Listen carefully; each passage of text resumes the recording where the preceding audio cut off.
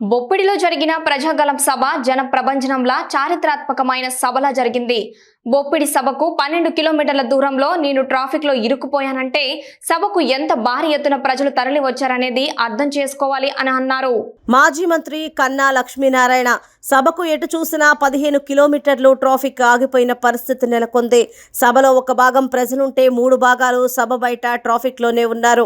Traffic ను clear చేయడంలో, జనాన్ని కంట్రోల్ చేయడంలో పోలీసు వ్యవస్థ తీవ్ర వైఫల్యం చెందిందని అన్నారు. పోలీసు వ్యవస్థ కావాలనే ట్రాఫిక్ సమస్యను సృష్టించారు. ఓటమి భయంతో తట్టుకోలేక వైసీపీ నాయకులు పిచ్చిపిచ్చిగా మాట్లాడుతున్నారని అన్నారు. వైసీపీ ప్రభుత్వానికి ప్రజలు బుద్ధి చెప్పే సమయం ఆసన్నమైందని, వచ్చే ఎన్నికల్లో ఖచ్చితంగా వైసీపీ ప్రభుత్వానికి ప్రజలు బుద్ధి చెప్పి ఎన్డీఏ కూటమిని అధికారంలోకి తెచ్చేందుకు సిద్ధంగా ఉన్నారని అన్నారు. 17వ తారీఖున బొప్పూడిలో జరిగినటువంటి మహాసభ అది ఒక జన ప్రభంజనం లాగా జరిగింది.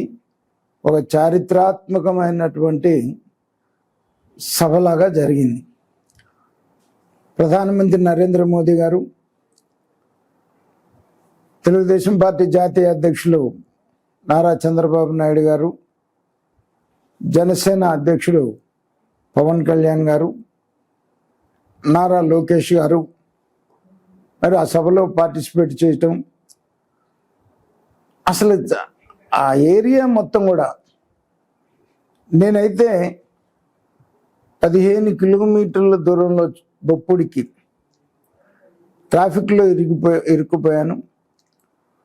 ప్రధానమంత్రి గారి సియాఫ్లో నేను ఉన్నాను. అక్కడికి చేరుకోగలను లేదు అనేటువంటి ఒక భయం నాలో పట్టుకుంది. 15 కిలోమీటర్లు కూడా ఎటు చూసినా కూడా 15 కిలోమీటర్ల ట్రాఫిక్ ఆగిపోయింది.